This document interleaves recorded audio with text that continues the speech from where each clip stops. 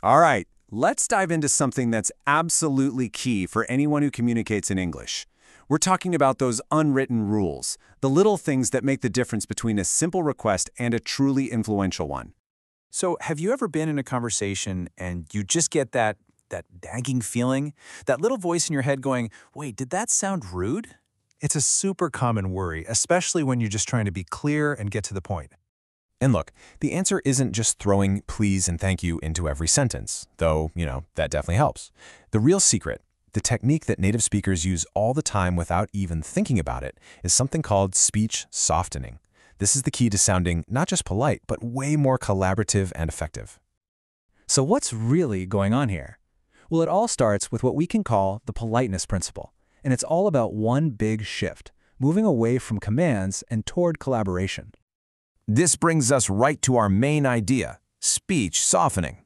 Think of it as an art form. It's more than just being nice. It's a strategic tool. You're basically turning a blunt order into a respectful suggestion. And believe me, that makes people way more likely to want to help you out. To really get what speech softening is, it helps to look at what it isn't. Just listen to these phrases. Give it to me. Get off your butt.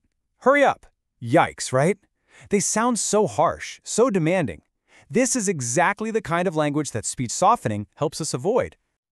Okay, so theory is great, but how do we actually use this stuff? Let's start with something we all do every day, the art of asking.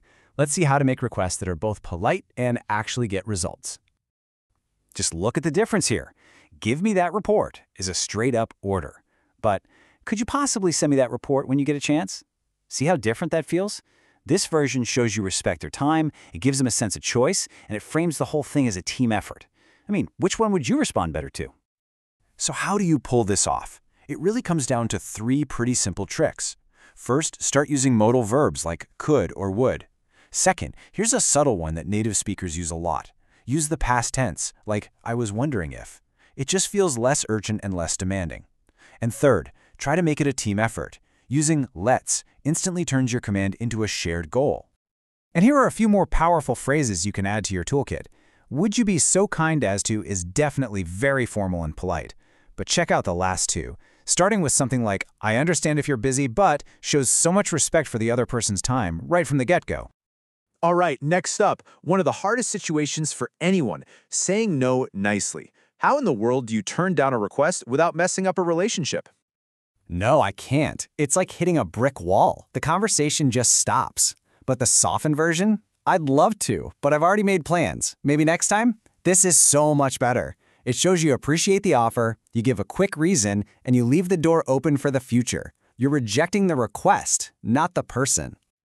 Here are some fantastic go-to phrases you can use anytime.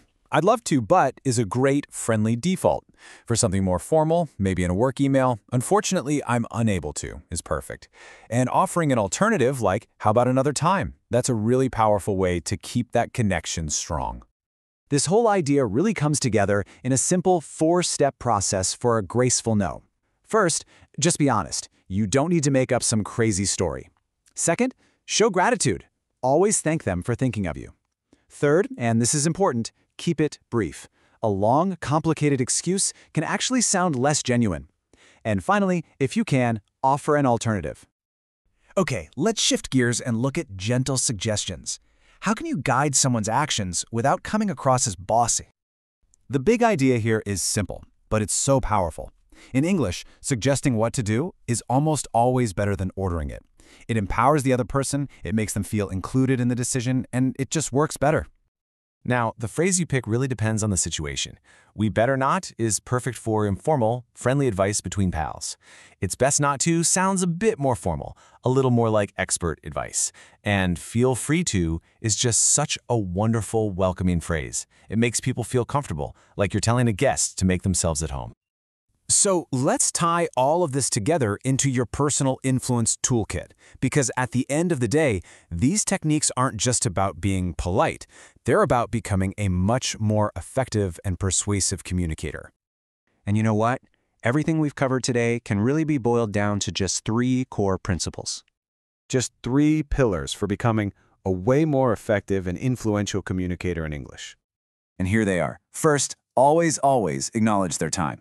Little phrases like, when you get a chance, show a ton of respect. Second, ask, don't tell. Turn those direct orders into collaborative questions. And third, always lead with the positive. Whenever you're giving feedback or making a suggestion, start with what's good. It just softens the whole message. And that brings us to the end. The big takeaway here isn't just to memorize a bunch of phrases, but to really understand the strategy behind them.